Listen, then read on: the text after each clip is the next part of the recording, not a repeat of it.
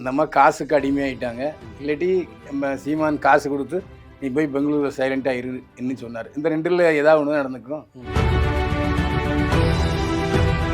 அது மனைவிக்கு தான் அந்த உறுத்து உண்டு, அந்த உரிமை உண்டு போய் பார்க்குறதுக்கு. இது விஜயலட்சுமி வந்து சீமானை போய் பார்க்குறதுக்கு என்னன்னு சொல்லி பார்க்கவும் எப்படி அவர் தன்னை காப்பாற்றிக்கிறதுக்காக சொல்லக்கூடிய சூழ்நிலை வரலாம். ஆனால் தப்பு இல்லை. அவரோட சர்க்கிளில் மன்னிப்பு கேட்கலன்னா மறுபடியும் கேஸ் தொடரும். அவர் மறுபடியும் அந்த கருப்பு புள்ளி ஒரு மேலே இருந்துகிட்டே இருக்கு.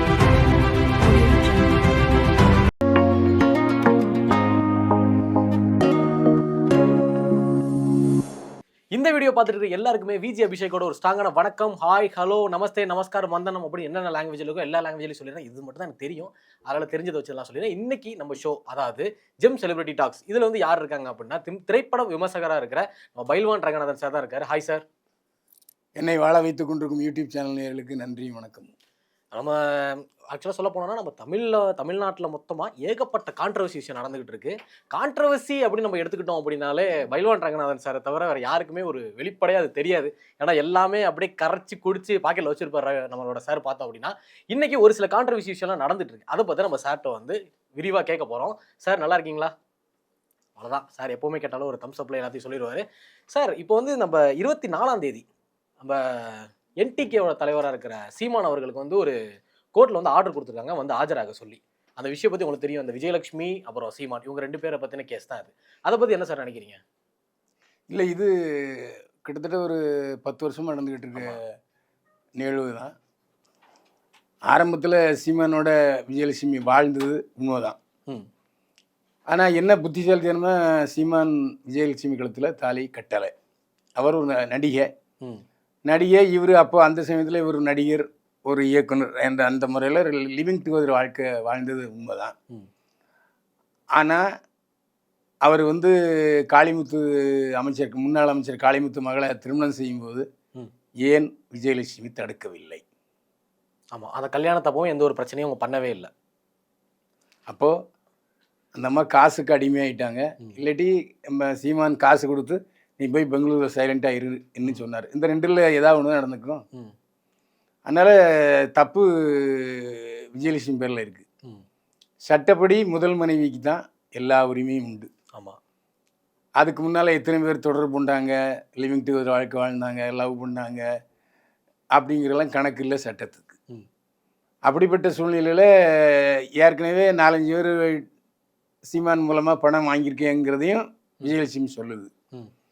திடீர்னு விஜயலட்சுமி பணம் தேவைப்படும் போதெல்லாம் வந்து இந்த மாதிரி குரல் கொடுக்குது. அப்புறம் பணம் வாங்கிட்டு போதா வாங்காமல் போதான்னு தெரியல. அது வந்து தொடர்ந்து நடந்துக்கிட்டு இருந்தது. அப்புறம் வந்து சீமான் ஒரு முறை பேசும்போது தகாத வார்த்தை சொல்லிவிட்டதா விஜயலட்சுமி சொல்லுது. ஆமாம், அந்த தகாத வார்த்தை சொல்லிட்டாரு அப்படின்னா சுப்ரீம் கோர்ட்டில் கேஸ் ஹைகோர்ட்டில் கேஸ் போட்டிருக்காங்க. இப்போ தான் ஹைகோர்ட்டில் வந்து அது நடக்க போகுது. ஆனால் சார் என்னன்னா, சீமான் வந்து அவர்கள் வந்து இப்போது முன்னாடி வந்து ஒரு அரெஸ்ட் ஆனாங்க. அந்த வேதாரண்யத்தில் வந்து ஒரு பிரச்சனைகளால் அரெஸ்ட் ஆனப்போ கிட்டத்தட்ட 19 மாதங்கள் வந்து அவர் வந்து சிறையில் இருக்கிறதா, ஒரு சிறையில் இருக்கணும் அப்படின்ற சூழ்நிலையில் இருந்தப்போ அந்த 19 மாதங்களாக வந்து விஜயலட்சுமி அவர்கள் வந்து பார்க்கவே வரல. அதுக்கு வந்து அப்போ வந்து அவர் கல்யாணமே ஆகலை. அப்போ வந்து லிவிங் டுகெதர் இவங்க கூட தான் இருந்தாங்க. அந்த 19 மாதங்கள் ஏன் வரல சார்? அதை பற்றி உங்களுக்கு எது தெரியுமா? 19 மாதங்கள் லிவிங் டுகெதர் வாழ்க்கையில் இருக்கிற பெண்மணி வந்து அந்த ஆள் சிறையில் போனால் பார்க்கணுங்கிற தேவையே இல்லையே. ஆனால் அந்த பொண்ணு வீட்டில் வந்து எல்லாமே தெரியுமே. அவங்க வீட்டில் விஜயலட்சுமின்றவங்க வீட்டில் அவங்க அக்காவுக்கும் தெரியும், அவங்க அம்மாவுக்கும் தெரியும், இவரும் அவங்க வீட்டில் போய் இருந்திருக்காங்க. அதே மாதிரி விஜயலட்சுமி அவங்களோட வீடு வந்து சென்னையில் இருக்கிறதாகவும் இங்கே வந்து அவர் சீமான் அடிக்கடி இருந்ததாகவும் சொல்லியிருக்காங்களே. ஆமாம். ஆனால் அவங்க ஏன் அதை போய் அவங்க போய் பார்க்கணும்னு அவசியம் என்னன்னு கேட்கேன். அது மனைவிக்கு தான் அந்த உறுத்து உண்டு, அந்த உரிமை உண்டு போய் பார்க்குறதுக்கு. இது விஜயலட்சுமி வந்து சீமானை போய் பார்க்குறதுக்கு என்னன்னு சொல்லி பார்க்குவோம், தோழின்னு சொல்லி பார்க்குவோமா? ஆனால் அந்த டைமில் ஒரு கல்யாணம் ஆகலையே சார். அந்த கல்யாணம் ஆகலைன்னாலும் தான் சரி, கல்யாணம் ஆயிருந்தா இவளுக்கு? விஜயலட்சுமிக்கும் சீமானும் கல்யாணம் ஆகவே இல்லை. ஆமாம். அவங்க எந்த அடிப்படையில் சீமானை போய் பார்க்கணுங்கிறது தேவையில்லை. அவர் அரசியல் அடிப்படையில் தான் அரசாகி உள்ளே இருந்தார். போகணுங்கிற கட்டாயம் எனக்கு தோணலை. ஆனால் என்ன காரணத்துக்காக சீமான் அவர்கள் வந்து விஜயலட்சுமி வேணாம் அப்படின்னு முடிவு பண்ணாங்க சார்? அது ஒரு நடிகை, தொடர்ந்து நடிக்க போகுது, சீரியல்லையும் நடிச்சிக்கிட்டு இருக்கு, அது நமக்கு செட் ஆகாது என்று நினைத்திருக்கலாம். அவங்க வந்து நிறைய பேருக்கு கூட தொடர்புல இருந்ததா நிறைய தகவல்கள் வந்து வந்திருக்கு. அந்த 19 மாதங்களும் வேறு யாரு கூட தொடர்புல இருந்ததா ஒரு செய்தியெல்லாம் வந்துச்சு சார். அதை பத்தி எதுவும் கேள்விப்பட்டீங்களா? இல்லை அது நடிகை, அது அவங்க உரிமை. அவங்க யாரோட தொடர்பில் இருந்தால் நமக்கு என்ன? அது கேள்வி கேட்க முடியாது. ம். இப்போ பொருளாதாரத்தில் பின்தங்கி இருக்கலாம், ம். தனக்கு பணம் தேவையாக இருக்கலாம், ம். அந்த பணத்தை வைக்க யாரோடையும் வாழ்ந்துருக்கலாம். ம். அது தப்புன்னு நம்ம சொல்ல முடியாது. இது வரைக்குமே விஜயலட்சுமி அவங்களுக்கு திருமணம் ஆகல. ஆனா ஏற்கனவே நிச்சயமாயி நின்னு போயிருக்கிறதா ஒரு செய்தி ஒண்ணு இருக்கு. இல்லை அது ஏற்கனவே அங்கே பெங்களூரில் ஒரு 4-5 பேர் ஏமாத்தினதா வழக்குகள்லாம் போயிருக்கு, அது விசாரணை நடந்திருக்கு. அப்புறம் அதுல இருந்து தான் பெங்களூர்லேருந்து சென்னைக்கு வந்து இருந்தது. அங்கேயும் அவங்கள்ட்ட இருந்து காசு வாங்கியிருக்காங்க. அந்த இருக்கலாம். ஏமாத்துற 4 பேர்ட்டே காசு. ஆனா அதான் கர்நாடகா நடிகர் சங்கத்துல இருந்தே அவ்வளவுதான், இனிமேலு இந்த சங்கத்துக்கே வராதன்ற மாதிரி சொல்லி அனுப்பிச்சாங்களாமே. ஆமாம், இது எல்லாத்தையும் காசு வாங்கிட்டு அப்புறம் அவங்கள போய் குறை சொல்லி வழக்கு கொடுத்து அப்படி தனக்கு பண உதவி செய்கிறவரை பற்றியே தப்பாக அங்கே கொடுத்துருக்காங்க. அது நடிகர் சங்கம் தெரிய வந்திருக்கு. அதனால தான் அந்த எச்சரிக்கை கொடுத்துருக்காங்க. இப்போ வந்து 24ஆம் தேதி சீமான் அவர்களை வந்து மன்னிப்பு கேட்க சொல்லியிருக்காங்க. ஆமா. கோர்ட்ல வந்து கோர்ட்ல சொல்லியிருக்காங்களா இல்ல விஜயலட்சுமி அவங்கள்ட்ட மன்னிப்பு கேட்க சொல்லியிருக்காங்களா அப்படின்றது தெரியல. ஆனா என்னைய பத்தி அவதூறா பேசுனதுக்காக அந்த விஜயலட்சுமி மேல சீமான் அவர்கள் வந்து கேஸ் போட்டிருக்காங்க. நாங்க அதை ஏற்கணும் அப்படின்னா நீங்க வந்து கோர்ட்ல மன்னிப்பு கேட்கணும் அப்படின்னு சொல்லியிருக்காங்க. சீமான் இல்லை மன்னிப்பு இல்லை, கேட்பாரா? கோர்ட்டில் வந்து மன்னிப்பு வைக்கிறத விட நீங்கள் விஜயலட்சுமிகிட்ட மன்னிப்பு கேட்கணும். ம். அது இந்த கோர்ட்டுக்கு தெரியணுங்கிறது தான் கோர்ட்டு உத்தரவு. சீமான் அவர்கள் மன்னிப்பு கேட்பாரு அப்படின்னு நீங்க நினைக்கிறீங்களா சார்? இல்லை வேற வழியில் என்ன அரசியல் தலைவர் என்ன செய்ய முடியும்? ம். பிடிச்சி உள்ளே விடுவாங்க. ம். இன்னும் தேர்தல் பக்கத்தில் வரப்போகுது. ம். எப்படி அவர் தன்னை காப்பாற்றிக்கிறதுக்காக சொல்லக்கூடிய சூழ்நிலை வரலாம். ஆனா அது தப்பு இல்லை. அவரோட சர்க்கிள் இல்லை மன்னிப்பு கேட்கலன்னா மறுபடியும் கேஸ் தொடரும். அவரோட மறுபடியும் அந்த கருப்பு புள்ளி ஒரு மேலே இருந்துகிட்டே இருக்கும். ஆல்ரெடி ஒரு பெரிய கருப்பு புள்ளியா தான் இருக்காரு. அப்படி சொல்ல முடியாதுங்க. ம். எப்படி ஒரு கருப்பு புள்ளி, அதாவது கருப்பு புள்ளியோட இருக்குன்னா அவர் குழந்தை குட்டியோட இருக்காரு. ம். ம். கருப்பு புள்ளின்னு அவர் இன்னைக்கு 8% வாக்கு வாங்கியிருக்காரு. உங்களாலே என்னாலே வாங்க முடியுமா? முடியாது.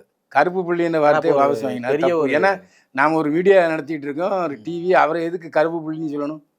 இல்ல சார், அவர் எப்படின்னா நிறைய கேஸ்லாம் அவருக்கு மேல இருக்கே எங்க அப்படின்னு கேஸ் யாரு மேல இல்லை? ம். யாரு மேல இல்லை? எல்லா அரசியல் கட்சி தலைவர் மேலேயும் கேஸ் என்பது இயல்பானது தான். கேஸ்ன்றது இயல்பானது தான்.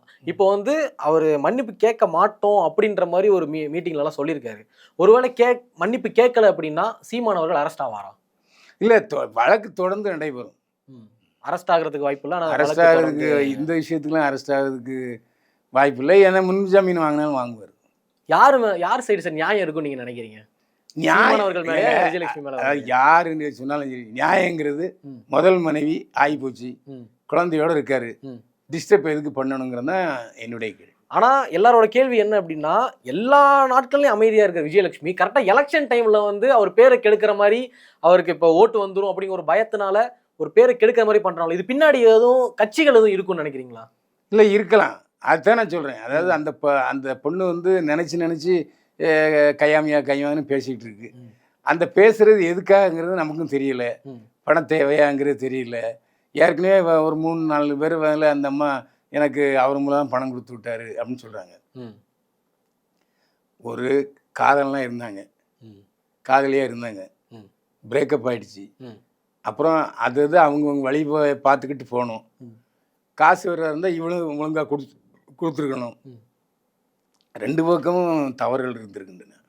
ஆனா ஒரு அரசியல் கட்சி பின்னணி இருக்கும் அப்படின்னு நீங்க உங்க தரப்புல நினைக்கிறீங்க? இல்லை, அவருடைய ஓட்டை கெடுக்கணும், அவருடைய புகழை கெடுக்கணும்னு சில கட்சிகள் நினைக்கிறாங்க. ஆமா. சரிங்க சார், அந்த நிகழ்ச்சி உங்களோட கலந்துரையாடினது எனக்கு ரொம்பவே சந்தோஷம். தொடர்ந்து இன்னொரு நிறைய விஷயங்கள் நம்ம பேசலாம். இதோட இந்த ஷோ நம்ம முடிச்சிக்கலாம். ஏன்னா டைம் ஆயிடுச்சு, உங்களுக்கு டைம் ஆயிடுச்சு. ஸோ முடிச்சிக்கலாம். ரொம்பவே நன்றி சார் இந்த இன்டர்வியூ கொடுத்ததுக்கு. மறுபடியும் இன்னொரு மீண்டும் சந்திப்போம். வாழ்க வளமுடன். இந்த ஷோ எல்லாருமே பிடிச்சிருக்கும் அப்படின்னு நினைக்கிறேன். மறுபடியும் இன்னொரு செலிபிரிட்டியோட நான் வந்து உங்களை பார்க்குறேன். Signing off Vijay Abhishek.